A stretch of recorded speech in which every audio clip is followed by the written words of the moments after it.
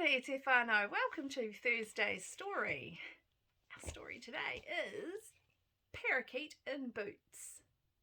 And the author of today's story is Gurney, and the illustrator of today's story is Myles Lawford.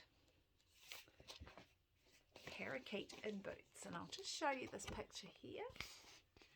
You can just see that parakeet there. He's putting on his Ugg boots, and just a little FYI, I'm wearing my Ugg boots today as well. And I'm not going to show you, but just so you know I am, because it's cozy. There once was a farmer who fell ill and died, leaving 3 sons and a farm to divide. The eldest received all the buildings and land. The next got the tractor and cash in the hand.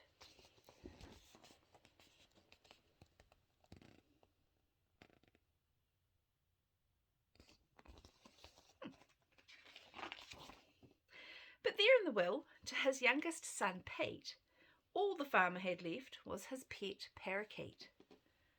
"What good's a dumb parrot?" Pete cried in dismay.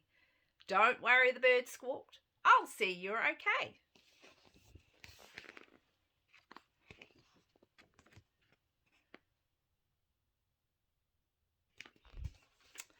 "Get me some Ugg boots to warm up my feet, plus a flax kete, and all will be sweet."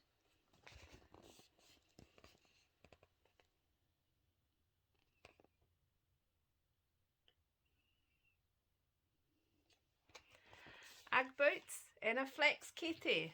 So Ugg boots. So Corker, here's her Ugg boots. Here's my flax kete, and all will be sweet. Hope so. Gonna have a sweet day. Next day, Parakeet flew off to the beach. At low tide, those paua were well within reach. I love paua. He pulled on his Uggs once his kete was stuffed and marched to the big boss's house looking chuffed. Fabulous.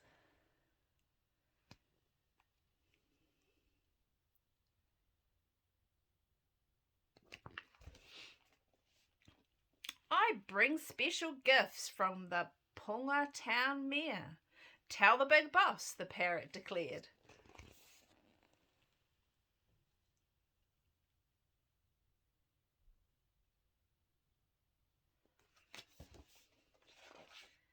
Looking so grand with his boots sheepskin lined, everyone thought he was rich and refined.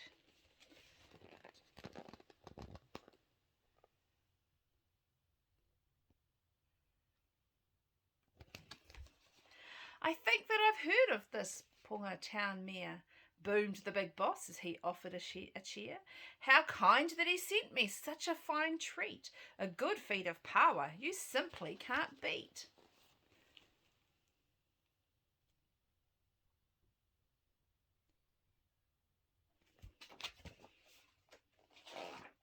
Parakeet next got a boat from a mate, took his rod and his reel and some stinky-ass bait. He caught 3 big snapper which went in his kit. Then he pulled on his Uggs and went lickety-split to deliver his goods with the greatest of care to the big boss's house from the Punga Town Mayor.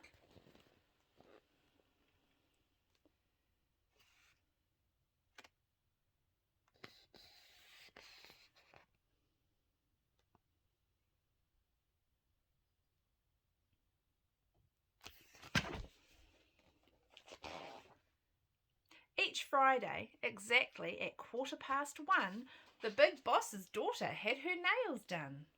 Boss drove her himself in his stretch limousine.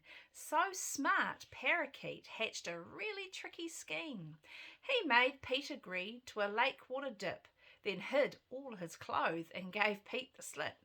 He waved down the limo as onwards it hurried, his feathers all ruffled and looking so worried.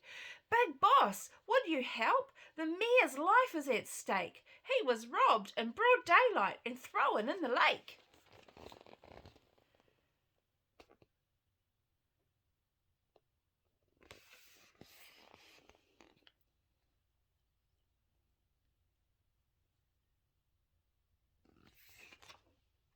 Cheeky parakeet. The boss squealed the tyres of the stretch limousine, racing his car to the robbery scene. His clothes have been stolen, explained Parakeet, as out of the water came wet, dripping Pete.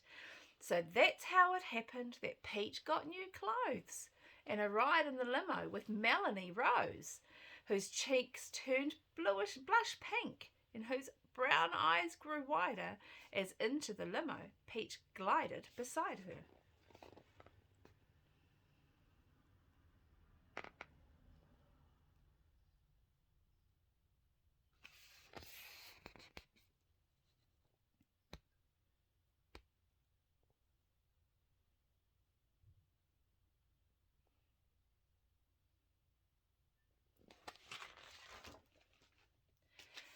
Soon Parakeet came to Cow Cocky Fred, herding his cows to the herringbone shed.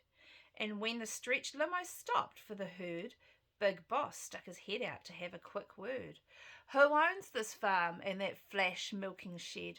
The Pungatown mare does, drawled Cow Cocky Fred.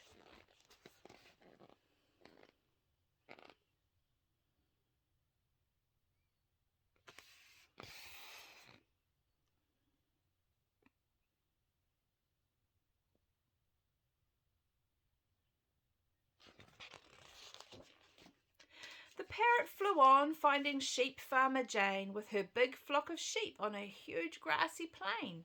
A few of the sheep made a sneaky escape, so Big Boss again had to step on the brake. Who owns this flock in this lush green domain?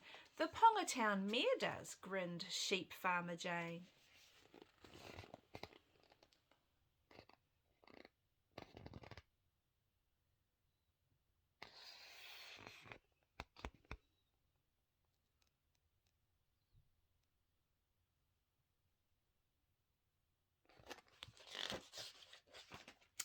Parakeet flew to an open home sign, a gigantic house of the grandest design, with a pool and a spa and a court to play tennis, and there was his mate, estate agent Dennis.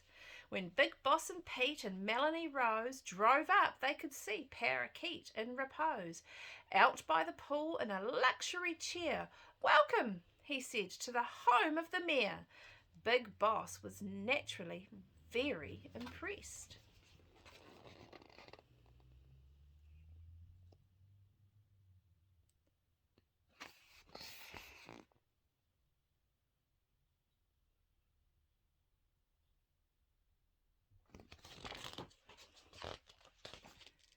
Though Pete now felt awkward and rather distressed, he blurted, "Big Boss, this is all just a joke. I'm not some rich dude. I'm an ordinary bloke." Big Boss raised his eyebrows and screwed up his nose, then looked at the love-smitten Melanie Rose, so he made Pete an offer he couldn't turn down.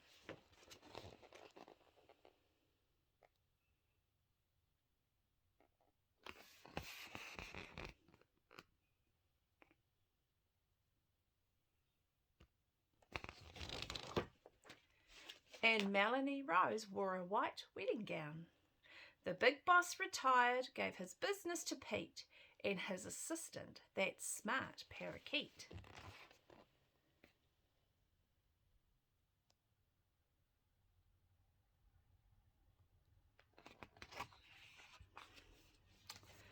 I think he's a very tricky Parakeet.